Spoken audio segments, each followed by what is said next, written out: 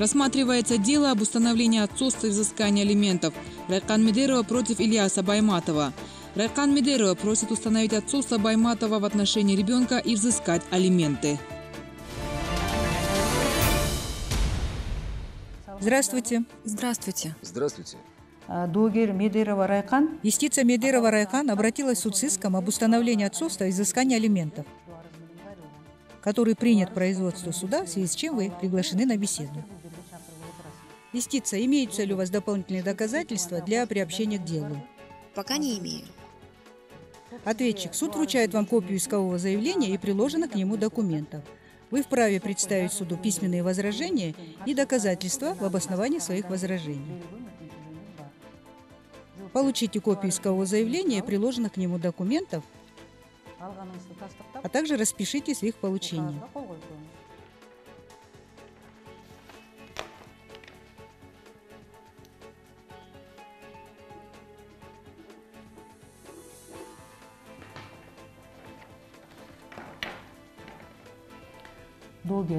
Истец и ответчик, у вас есть возможность решить вопрос мирным путем. До рассмотрения дела у вас имеется время для урегулирования спора.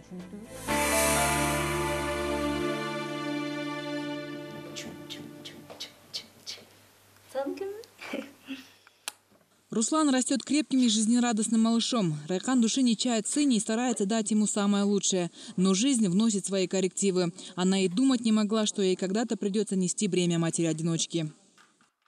Руслану скоро исполнится годик. Слава богу, растет он здоровым и крепким мальчиком. Обидно, что родной отец не хочет его принимать. Мне очень обидно в том, что он своего сына не принимает. Понимаете, как можно так? С иском о взыскании алимента на содержание ребенка Райхан обращалась в суд, но ей вернули документ, поскольку прежде нужно установить отцовство Ильяса Байматова. И тогда я поняла, что без помощи адвоката мне не справиться. Он меня полностью проконсультировал касательно того, какие нужно собрать документы. Райхан переживает не самые лучшие дни. Малышу, кроме материнской любви, нужны витамины, питательные смеси и, что немаловажно, теплая одежда. Все это стоит немалых денег, а ей больше не на кого надеяться, кроме своих родителей. Но и те не имеют большой возможности для обеспечения полноценной жизни ребенка. В конце концов, она вынуждена решать вопрос через суд. Мою просьбу узаконить наши отношения в органах ЗАГСа он проигнорировал. Мы так и начали жить, но и как во многих семьях у нас были ссоры, но я старалась быть терпимой. Райхан казалось, что ее терпению наступит конец, но рождение ребенка в этой семье вновь растопило чувство любви у пары. В отношении двух людей вернулось тепло и понимание, но ненадолго.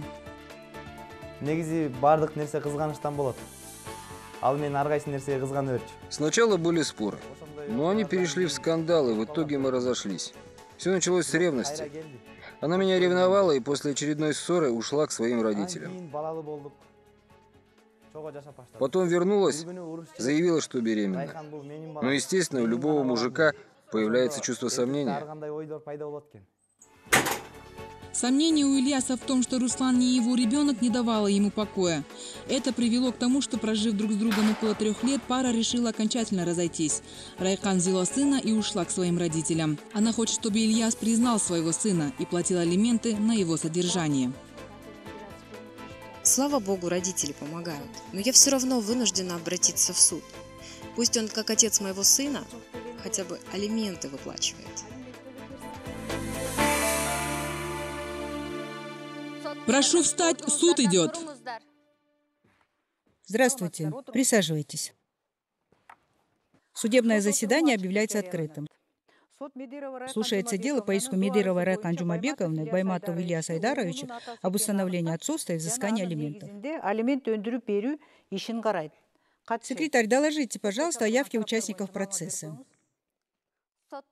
В судебное заседание явились истица Медерова Райкан Жумабековна, адвокат истицы Бегелерова Меиля Дельбековна, ответчик Байматов Ильяс Айдарович, адвокат ответчика Юсупов Алмаз. Документы, удостоверяющие личность, представлены. Встаньте, истица, ваше имя и фамилия, место жительства, работы. Медерова Райкан Жумабековна, 1990 года рождения. Проживаю, улица Тыныстанова, 34, квартира 1. Временно не работаю. Ответчик, ваши правильные фамилия, имя, отчество, место жительства, работы. Байматов Ильяс Айдарович, 22 января 1988 года рождения. Проживаю улица Северная, 211, квартира 15. Работаю в частной строительной компании разнорабочим. Садитесь, ответчик. Объявляется состав суда. Председательствующий судья Чаргынова Турсунгуль, секретарь судебного заседания Алмазбекова Джипар. Стороны, адвокаты, вы доверяете суду? Доверяю. Отвода не имею, доверяю. Доверяю. Отвода не имею. Стороны, встаньте. Стороны, разъясняю вам ваши процессуальные права, предусмотренные статьей 35 Гражданского процессуального кодекса Кыргызской Республики.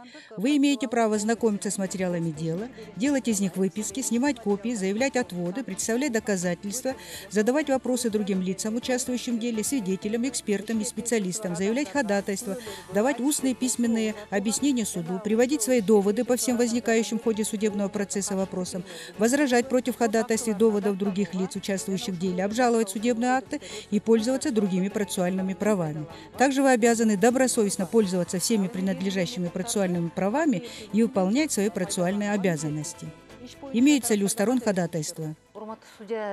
Я прошу суд обозреть в судебном заседании семейные фотографии, сделанные в период совместной жизни сторон, и допросить в качестве свидетелей Исаеву, это домком, Нарбаеву, это семейные друзья, и патронажную медсестру Карпаеву Марину Абдыкалыковну.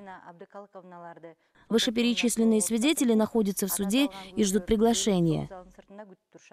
Ответчик, ваше мнение по поводу заявленного ходатайства? Не возражаю. На усмотрение суда. Заявленное ходатайство адвоката удовлетворить, обозреть в судебном заседании представленные истицы фотографии, допросить свидетелей Исаеву, Нарбаеву и Карпаеву. Передайте, пожалуйста, через секретаря.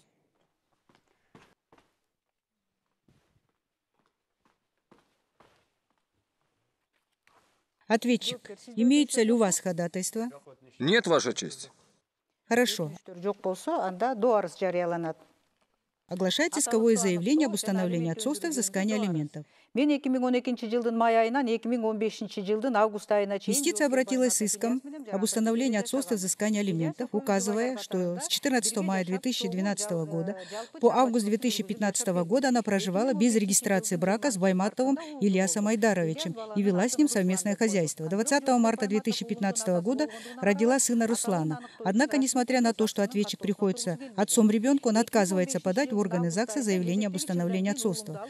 В августе 2015 года после очередной ссоры она с ребенком ушла от Ильяса. В настоящее время истица не работает, живет с родителями-пенсионерами, находится на их содержании, так как Ильяс не признает Руслана своим сыном и материальную помощь не оказывает. Истица вынуждена обратиться в суд и просит установить, что Байматов Ильяс Айдарович является отцом родившегося у нее 20 марта 2015 года сына Руслана и взыскать с него алименты на содержание сына в размере 1/4 части заработка и иных его доходов, начиная со дня рождения ребенка и до его совершеннолетия. Истица, встаньте, вы поддерживаете свое исковое заявление? Поддерживаю. Ответчик, вы согласны с исковым заявлением? Нет, Ваша честь. Истица, что можете пояснить по существу предъявленных вами исковых требований? С 14 мая 2012 года по август 2015 года проживала без регистрации брака с Байматовым Ильясом Айдаровичем и вела с ним совместное хозяйство. 20 марта 2015 года я родила сына Руслана. Несмотря на то, что ответчик на самом деле отец ребенка, он отказывается подавать в органы ЗАГСа заявление об установлении отцовства. В августе 2015 года после очередной ссоры я взяла ребенка и ушла от Ильяса. В настоящее время я не работаю, живу с родителями-пенсионерами. И оба мы находимся на их содержании, так как Ильяс не признает Руслана своим сыном и материальную помощь не оказывает. Я вынуждена обратиться в суд и прошу установить, что Байматов Ильяс Айдарович действительно приходится отцом родившегося у меня 20 марта 2015 года сына Руслана. Взыскать с него алименты на содержание сына в размере 1/4 части заработка и иных доходов со дня его рождения и до совершеннолетия. Адвокат, у вас будут вопросы? Да, Ваша честь. Истица, скажите, пожалуйста, почему вы не зарегистрировали брак? Ответчик предложил мне выйти за него замуж. Когда привез меня к своим родителям, он представил меня как свою невесту. И по мусульманским обычаям совершили обряд нике. Я надеялась позже, что мы зарегистрируем наш брак, и несколько раз напоминала ему о необходимости узаконить наши отношения через органы ЗАГСа. Но он успокаивал меня и говорил, мол, тебе недостаточно того, что мы узаконили наши отношения по мусульманским обычаям. Я же тебя не бросаю.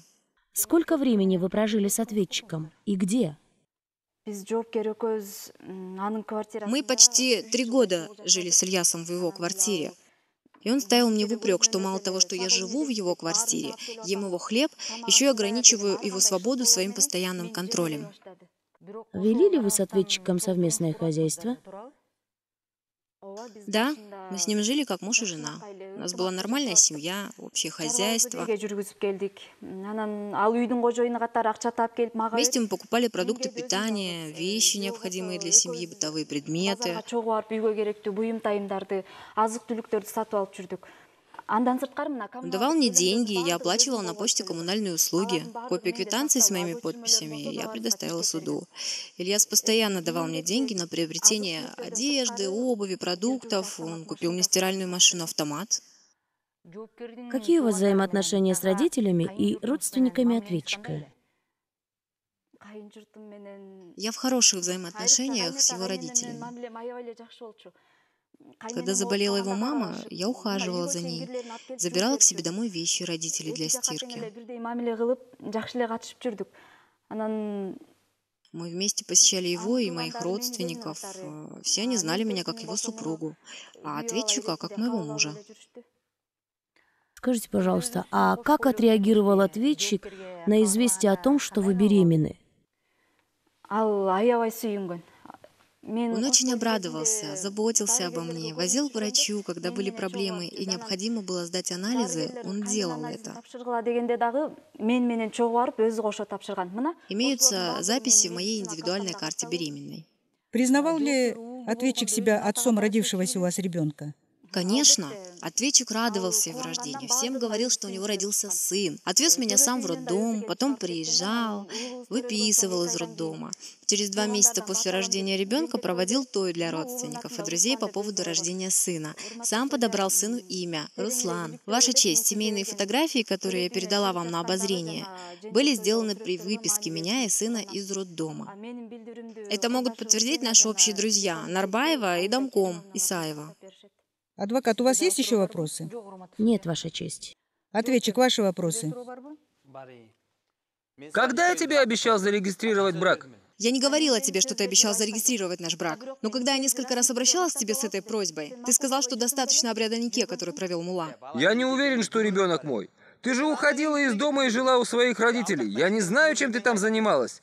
Ты же сама после рождения ребенка говорила, что это только твой ребенок. Ты же прекрасно знаешь, что я уходила к родителям после ссоры. И ты знаешь, чем я занималась у родителей. Ответчик, скажите, а почему вы сомневаетесь в поведении истицы? Она же беспричинно ревновала меня. А откуда я знаю, чем она могла заниматься, когда уходила из дома? Ты, наверное, обо всех по себе судишь? Он меня еще и оскорбляет. А ты что, поймала меня с кем-то, что ли? Стороны, я делаю вам замечание, прошу не нарушать порядок в судебном заседании. Имеются ли еще вопросы к истице? Нет, Ваша честь. Нет, Ваша честь. Ответчик, что вы можете пояснить по существу предъявленных исковых требований? Я не согласен с исковыми требованиями истицы. Действительно, я встречался с истицей. Когда я ей предложил жить вместе без регистрации брака, она согласилась. 14 мая 2012 года я перевез ее в свою квартиру. Вначале мы жили нормально, а потом между нами стали происходить ссоры, так как она стала предъявлять мне претензии, что я поздно прихожу домой с работы. Беспричинно ревновала меня. Однажды она ушла из дома, жила у своих родителей. Потом мы с ней помирились, и она вернулась домой. В марте прошлого года родила сына. Сейчас я сомневаюсь, что это мой ребенок. После очередной ссоры она сказала, что это ее ребенок, и что я не имею к нему никакого отношения. Поэтому я прошу суд вынести законное решение и отказать в иске истицы. Адвокат, у вас есть вопросы? Спасибо, уважаемый судья. Ответчик, скажите, пожалуйста, как вы считаете, была ли у вас с истицей семья? Вначале вроде бы была семья. Жили нормально, как все живут. Но потом она стала беспричинно ревновать. И меня это сильно раздражало. Мы стали часто ссориться, не было взаимопонимания. А в чем провинился ребенок, что ты не хочешь дать ему свою фамилию? Я сомневаюсь, что это мой ребенок. Ты же уходила от меня и жила со своими родителями. Откуда я знаю, чем ты в это время занималась? Ты прекрасно знаешь, чем я занималась у родителей. Если сомневался, что это твой ребенок, почему тогда радовался, узнав, что у тебя будет сын? А что, нельзя просто порадоваться? Странная ты? А вы проведывали истицу в роддоме? Ну да, я отвозил ее в роддом, проведал, потом выписал ее с ребенком. Вы признаете, что совершали обряд нике с гражданкой Райхан Медеровой? Да, мы поженились по мусульманским обычаям. И после того, как ваша жена выписалась из роддома, вы провели в честь рождения ребенка той, и вы же сами дали имя ребенку. Да, я был рад рождению ее ребенка и назвал его Русланом. А что в этом такого? Скажите, ответчик, вы можете указать точную дату, когда истица уходила из дома и как долго она отсутствовала? Она однажды ушла к родителям после моего дня рождения. Летом 2013 года. Но мы помирились, и она вскоре вернулась домой. Ответчик, речь идет о том, признаете ли вы себя отцом ребенка? Нет, я не признаю себя отцом родившегося у Райкан ребенка. Скажите, пожалуйста, а когда вы проживали совместно с истицей, ваш бюджет был общим? Ну как сказать, в семье я один зарабатывал, и, конечно же, по просьбе истицы давал деньги на покупку продуктов питания, одежды. Скажите, а как вы отреагировали, когда истица сказала вам о своей беременности? Никак. Что ты врешь? Ты же радовался, когда узнал, что у нас будет ребенок. А ты забыл, что ли, что после его рождения подарил мне вот эти серьги? Истица, соблюдайте, пожалуйста, порядок. Я делаю вам замечание. Вы предлагали истице прервать беременность? Нет, мне было все равно. Имеются ли у участников процесса еще вопросы к ответчику? А вопросов нет. Нет, Ваша честь. Рассматривается дело об установлении отцовства и взыскании алиментов. Райхан Медерова просит суд установить отцом ее ребенка и взыскать алименты с гражданина Байматова Ильяса, с которым она проживала без регистрации брака. Но Ильяс приводит свои доводы в отрицание иска. Каким будет результат, увидим совсем скоро. Секретарь, пригласите для допроса свидетеля Исаеву. Свидетель Исаева, входите.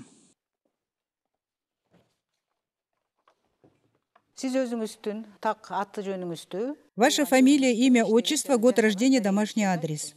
Исаева Аида Керимовна. Исаева Аида Керимовна, 1968 года рождения. Проживаю по улице Северная, 211, квартира 28. Являюсь председателем домового комитета. Свидетель, суд предупреждает вас об уголовной ответственности за дачу заведомо ложных показаний и за отказ от дачи показаний по статье 330-331 Уголовного кодекса Кыргызской Республики. Вам понятно? Тогда распишитесь в документе.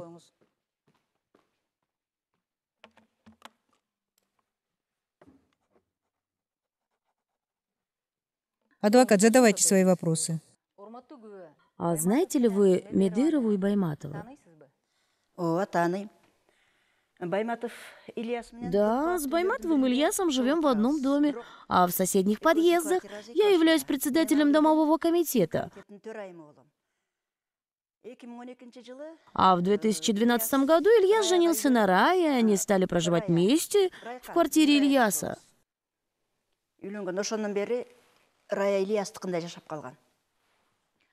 А скажите, пожалуйста, был ли зарегистрирован брак Ильяса и Раи? Мне это неизвестно. Ну вот, когда они поженились, то исправляли, родственники общие приезжали, Ильяса меня приглашал.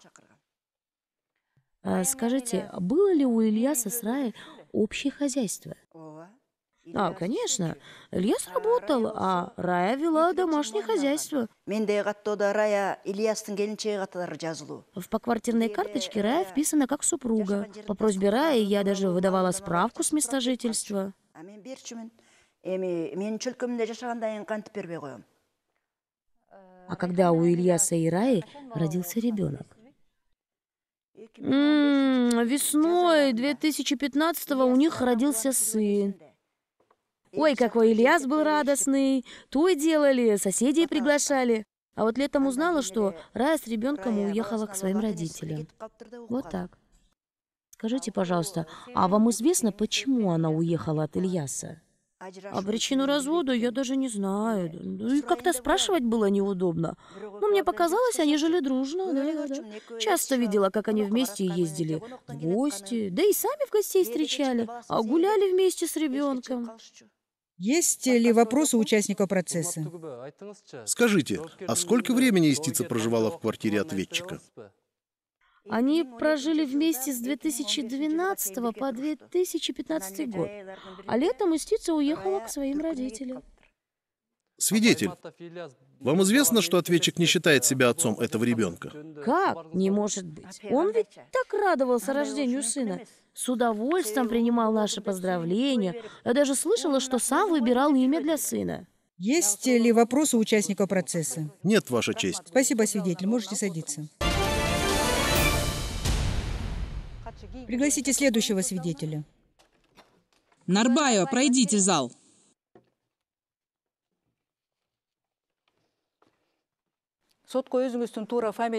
Ваша фамилия, имя, отчество, год рождения, домашний адрес. Нарбаева Зина Джисуповна, 1991 года рождения. Проживаю улица Туктугула, 234, квартира 5. Работаю швеей в швейном цехе. Свидетель, суд предупреждает вас об уголовной ответственности за дачу заведомо ложных показаний и за отказ от дачи показаний по статье 330-331 Уголовного кодекса Кыргызской Республики. Распишитесь, пожалуйста, в документе.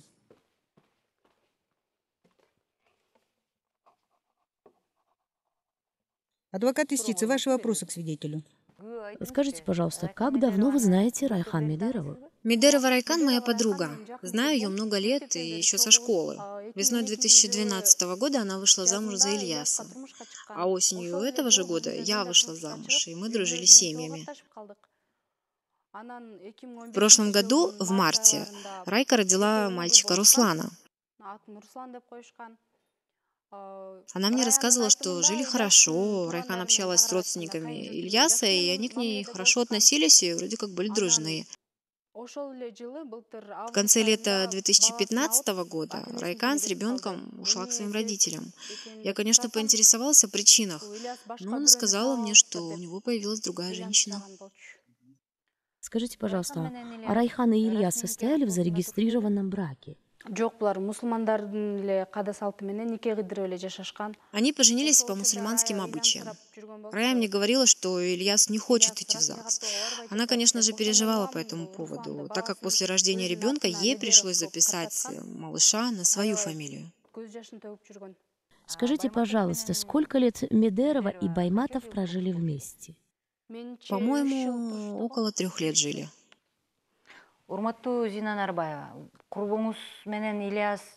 Скажите, пожалуйста, а вели ли они общее хозяйство?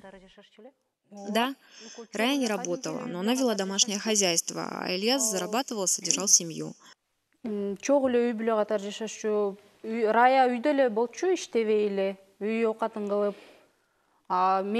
давал Рае деньги на покупку продуктов питания, покупал одежду, обувь, и я знаю, что они приобрели хорошую стиральную машину-автомат.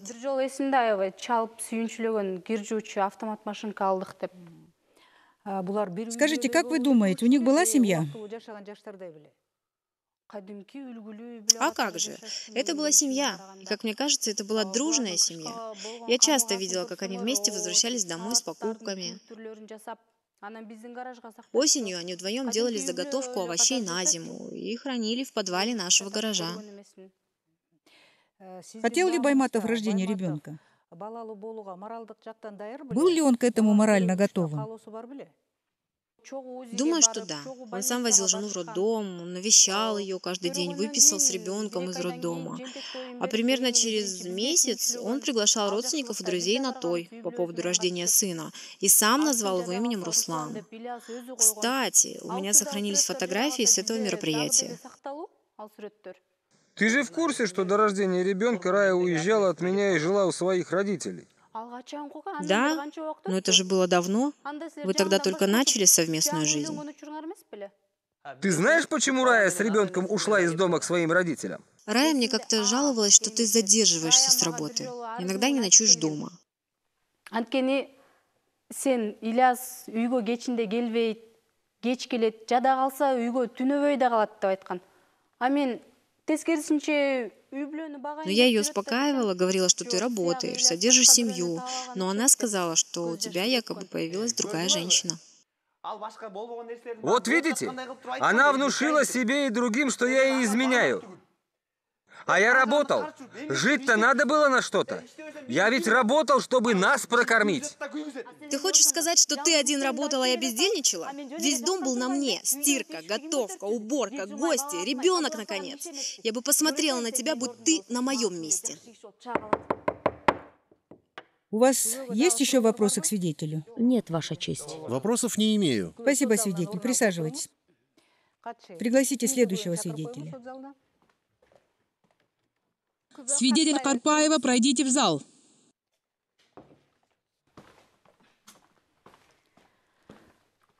Ваша фамилия, имя, отчество, год рождения, домашний адрес. Карпаева Марина Абдыкалыковна, 1975 года рождения, проживаю по улице Чингиза Айтматова, 56, работаю в районной поликлинике патронажной сестрой. Свидетель, суд предупреждает вас об уголовной ответственности за дачу заведомо ложных показаний, за отказ от дачи показаний по статье 330-331 Уголовного кодекса Кыргызской Республики. Вам понятно? Понятно. Тогда распишитесь в документе. Адвокат, задавайте свои вопросы. Вы знакомы с Медеровой Райкан? Да, она проживает на моем участке, состояла на учете во время беременности, затем после рождения ребенка. Я как патронажная медсестра посещала ребенка на дому, наблюдала за ним. А по какому адресу проживала Медерова во время беременности и после рождения ребенка? А по улице Северная, 211, квартира 15. Эта улица находится на нашем участке. Встречали ли вы Байматова Ильяса во время посещения?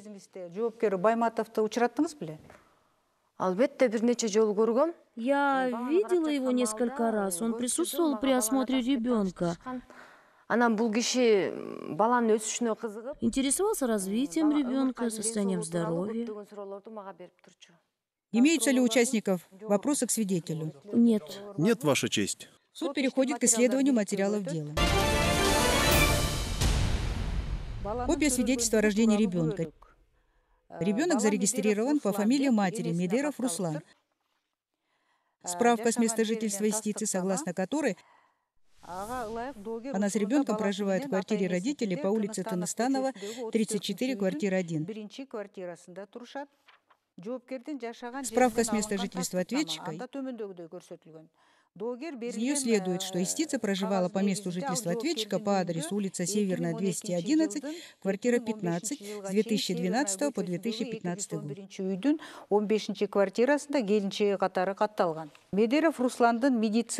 Копия медицинской карты Медерова Руслана, в которой место жительства истицы Медерова и ответчика указана улица Северная, квартира 15.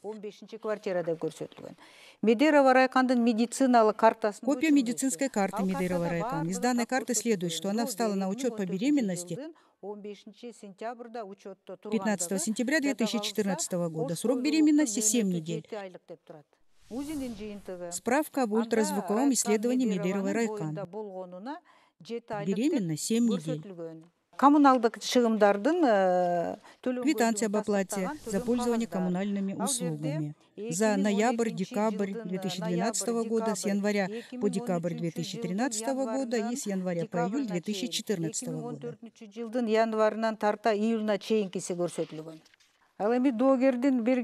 Суд обозревает фотографии, которые были представлены истицей. На данной фотографии истица, ответчик, а рядом, наверное, родители. Кого вы держите на руках? Это Руслан. Ответчик, подойдите, пожалуйста. Это ваши подписи в квитанциях? Нет, это подписи Райкан. Хорошо, можете занять свое место. Стороны, имеются ли у вас дополнения и ходатайства? Дополнений ходатайств не имею. Нет, Ваша честь. Исследование материалов дела закончено. Истица, вам предоставляется слово. Ваша честь, я прошу удовлетворить исковые требования. Прошу установить, что Байматов Илья Сайдарович является отцом родившегося у меня 20 марта 2015 года сына Руслана. Взыскать с ответчика в мою пользу алименты на содержание ребенка в размере 1/4 части заработка и иных доходов с момента его рождения и до совершеннолетия. Адвокат, вам слово. Уважаемый судья и участники процесса, меня удивляет, что ответчик в свое время проживал с истицей, признавал себя отцом ребенка, радовался его рождению, провел той, дал ему имя Руслан. Однако, как бы он ни отказывался от ребенка, в пункте 1 статьи 51 Семейного кодекса Кыргызской Республики указано, что при наличии обстоятельств, дающих основания предполагать, что подача совместного заявления об установлении отцовства может оказаться после рождения ребенка невозможной или затруднительной. Родители будущего ребенка, не состоящие между собой в браке, вправе подать такое заявление в орган записи актов гражданского состояния во время беременности матери. В судебном заседании истица пояснила, что она неоднократно предлагала ответчику зарегистрировать брак, однако ответчик не соглашался. Как следует из статьи 51 Семейного кодекса Кыргызской Республики, в случае рождения ребенка у родителей, не состоящих в браке между собой, и при отсутствии совместного заявления родителей, отцовство устанавливается в судебном порядке по заявлению одного из родителей или по заявлению лица, на иждивении которого находится ребенок, а также по заявлению самого ребенка по достижении им совершеннолетия. По заключению специалиста, проводившего исследование, у истицы и ответчика первая группа крови, такая же группа крови и у родившегося у них ребенка. Также между сторонами не достигнуто соглашение о содержании ребенка, в связи с чем, в соответствии с пунктом 2 статьи 85 Семейного кодекса Кыргызской Республики, в случае, если родители не предоставляют содержание своим несовершеннолетним детям, средства на их содержание в судебном порядке взыскивается по иску одного из родителей. Уважаемый судья, в связи с изложенным выше, руководствуясь статьями 51, 52 и 85 Семейного кодекса Кыргызской Республики, принимая во внимание показания свидетелей и материалы дела, прошу установить отцовство Байматова Илья Сайдаровича и взыскать с него алименты. Слово предоставляется ответчик вам. Ваша честь, я прошу отказать в удовлетворении исковых требований об установлении отцовства и взыскании алиментов. Адвокат, вам слово. Уважаемый судья и участники процесса, с исковыми требованиями об установлении отцовства и взыскании алиментов мы не согласны. Действительно, Медерова и Байматов проживали совместно с 14 мая 2012 по август 2015 года. Однако, истица неоднократно без ведома ответчика уходила из дома и проживала со своими родителями. После рождения ребенка в ходе одной из ссор она заявила о том, что это не его ребенок, и он не имеет к нему никакого отношения. В судебном заседании со стороны истицы не было представлено никаких доказательств обоснованности исковых требований, а также, учитывая поведение самой истицы, считаем предъявленные исковые требования необоснованными. Кроме того, в соответствии с пунктом 1 статьи 52 Семейного кодекса Кыргызской Республики, в случае рождения ребенка у родителей, не состоящих в браке между собой, и при отсутствии совместного заявления родителей или заявления отца ребенка о происхождении ребенка от конкретного лица, отцовство устанавливается в судебном порядке по заявлению одного из родителей. При этом суд принимает во внимание как социальные, так и биологические доказательства, с высокой достоверностью подтверждающие происхождение ребенка от конкретного лица. Считаем, что истицей не представлены доказательства, достоверно подтверждающие отцовство ответчика. В силу изложенного, уважаемый судья, просим вас в удовлетворении исковых требований истицы об установлении отцовства и взыскании алиментов отказать. Имеется ли реплика у сторон? Нет, Ваша честь. Суд удаляется в совещательную комнату. Прошу встать.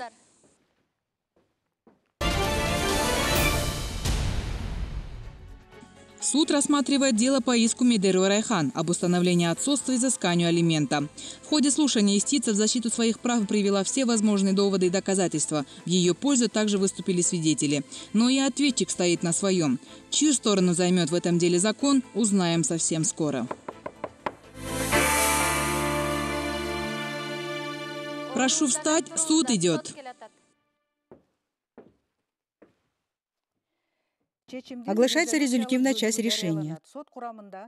Суд в составе председательствующей Чаргыновой, пресс-секретаря Алмазбековой с участием сторон, адвоката Бегилерова и Юсупова, рассмотрев в открытом судебном заседании гражданское дело по иску Медеровой Райхан Джумабековны, Байматову Ильясу Айдаровичу об установлении отцовства и взыскании алиментов.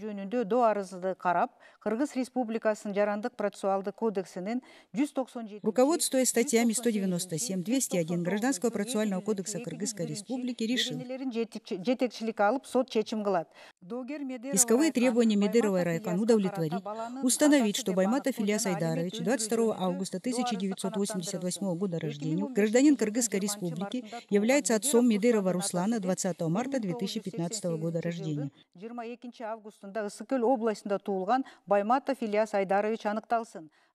Внести в актовую запись о рождении за номером 18 от 30 марта 2015 года Медерова Руслана, 20 марта 2015 года рождения, к изменению, указав, что его отцом является Байматов Ильяс Айдарович, 22 августа 1988 года рождения, гражданин Кыргызской Республики.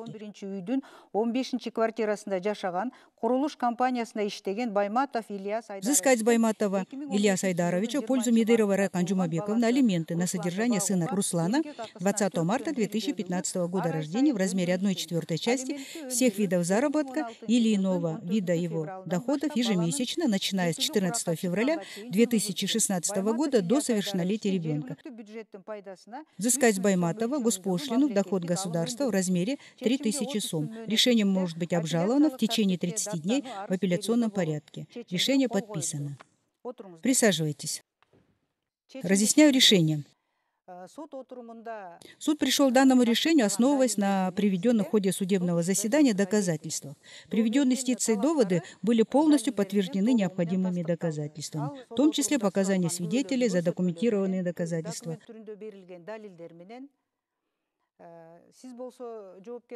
А вы, ответчик, не смогли опровергнуть их, наоборот, где-то их даже подтвердили.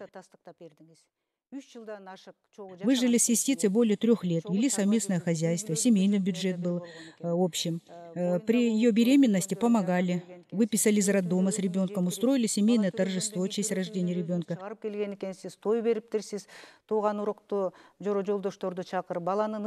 Дали ребенку имя. Учитывая эти моменты, суд пришел к такому решению.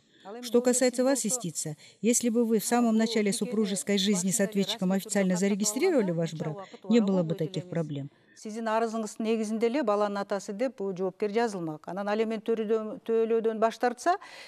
случае обращения вами в суд с заявлением, согласно статье 251 Гражданского процессуального кодекса Кыргызской Республики, суд вынес бы в 3-дневный срок судебный приказ о взыскании алиментов. Что касается момента взыскания алиментов, то в соответствии с статьей 112 Семейного кодекса Кыргызской Республики алименты подлежат взысканию с момента обращения в суд с исковым заявлением.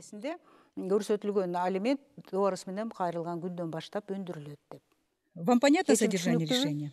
Да, понятно. Да. Да, Ваша честь. Да, Ваша честь. Судебное заседание объявляется закрытым.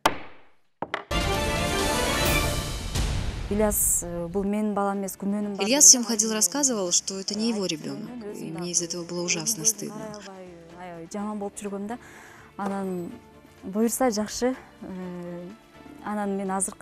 Молодежи же хочется сказать, что вы обязательно регистрировали свой брак. сөзсүз түрдө, расмий түрдө никелерин каттатып алышса деп айтат элем да. Алимент ичине ушу. Слава богу, решила все в мою пользу, и 3000 сомов алиментов для меня в данный момент играет тоже большое значение. На этом я окончательно поставил точку в наших отношениях. Возможно, мы бы сохранили наш брак, не обратись Рая в суд.